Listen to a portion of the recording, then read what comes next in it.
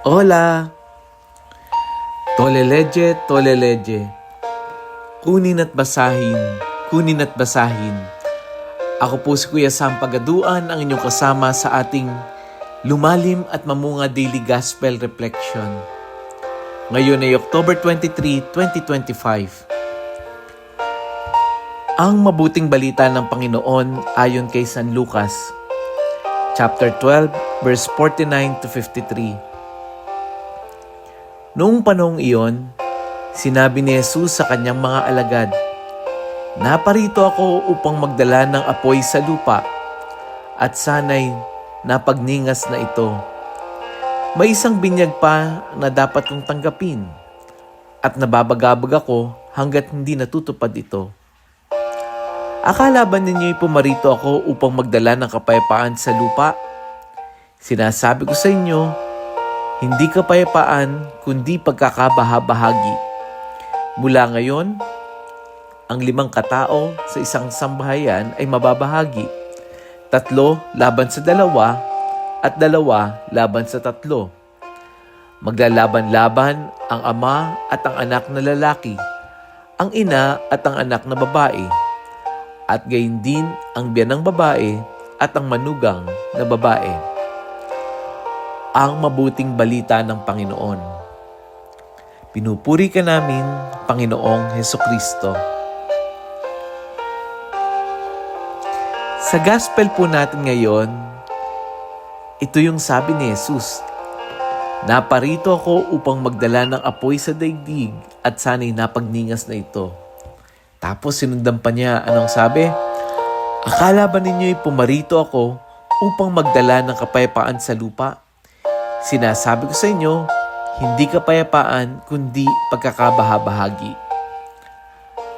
Apoy at pagkakabahabahagi. Sa unang tingin, parang taliwas ito sa inaasahan natin kay Jesus. Dahil alam natin na dumating si Jesus para magdala ng kapayapaan. Pero bakit apoy at pagkakabahabahagi? Una, tingnan natin yung apoy. Ang apoy ay ginagamit sa pagdalisay ng ginto. Kapag gusto nating dalisayin ng ginto, hindi ito nililinis ng tubig, kundi ito ay ginagamitan na matinding init ng apoy. Sa proseso ng pagdalisay, natutunaw ang ginto at lumilitaw ang mga dumi o yung impurities, at saka ito ay tinatanggal ng mga nagpapanday ng ginto. Para pagkatapos ng proseso, mas dalisay, mas malinis at mas matibay ang ginto. Ganyan din tayo sa mata ng Diyos. Hinahayaan niya minsan na dumaan tayo sa apoy ng pagsubok. I'm sure marami sa atin ay dumadaan dito ngayon. Hindi para sunugin tayo, not to crush our spirit, kundi para alisin sa buhay natin yung mga dumi. Maaring ito yung mga dumi na dulot ng kasalanan, ng takot, o ng pride. Kaya ang bawat hirap na pinagdadaanan mo ay bahagi ng pagdalisay ng iyong pananampalataya, ng iyong pagkatao. Pangalawa, pagkakabahabahagi. Ito ay binanggit din niya, pero ito ay hindi patungkol sa away o gulo, kundi yung dibisyon na dulot ng katotohanan. Pansinin po ninyo, kapag gumagawa tayo ng tama, hindi lahat natutuwa. Halimbawa, kapag tayo ay tuwirang tumutuligsa sa korupsyon at pagnanakaw, maganda ang ating hangarin at nagsasabi ka ng totoo. Pero alam mo, merong ilan magagalit at magtataas ng kilay sa iyo, lalong-lalo na yung mga kaalyado. Kapag pinili nating sumunod kay Jesus, natural na may lalaban. Natural na mayroong magsasalita laban sa atin. Pero kung minsan, yung pagkakabahabahagi hindi lang sa labas, kundi minsan sa loob, sa pansarili natin.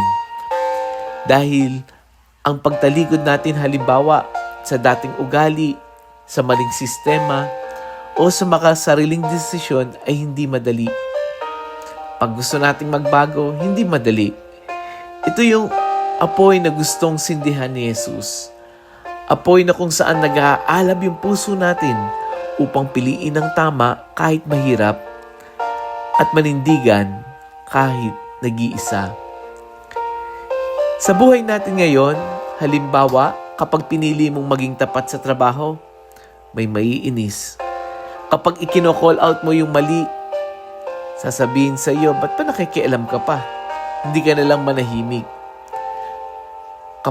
Pero kapag tayo ay naninindigan sa katotohanan at sa kabutihan, doon natin nararamdaman ang presensya ng Diyos. Ang tunay na kapayapaan ay hindi kawalan ng gulo, kundi kapanatagan ng loob na alam mong nasa panig mo si Kristo. Kaya anong challenge sa atin ng gospel ngayon? Manindigan tayo sa katotohanan, sa kabutihan, kahit mahirap. Kapag alam mong tama ka, huwag matakot tumayo kahit nag-iisa. Let us pray. Panginoon, salamat sa apoy ng iyong pagmamahal na nagbibigay liwanag sa aming kadiliman. Sindihan mo ang aming puso ng tapang, katapatan at pagmamahal upang magningas kami sa paggawa ng kabutihan. Turuan mo kaming manindigan para sa tama kahit mahirap at manatiling tapat sa iyo sa gitna ng pagsubok. Amen. Halina't pagpagningasin natin ang apoy ng salita ng Diyos dahil ito ay nakakapagdalisay. Kaya huwag natin kalimutang i-share ito para lalong magningas sa ating mga kamag-anak, sa mga GC natin, sa mga kaibigan natin. Tandaan natin na buhay ang salita ng Diyos at napagbabago nito ang tao. Muli, ako po si Kuya Sam Pagaduan, laging nag-aanyaya. Halina, tayo ay lumalim at mamunga. Lumalim sa pananampalataya at mamunga na mabubuting gawa. God bless us all.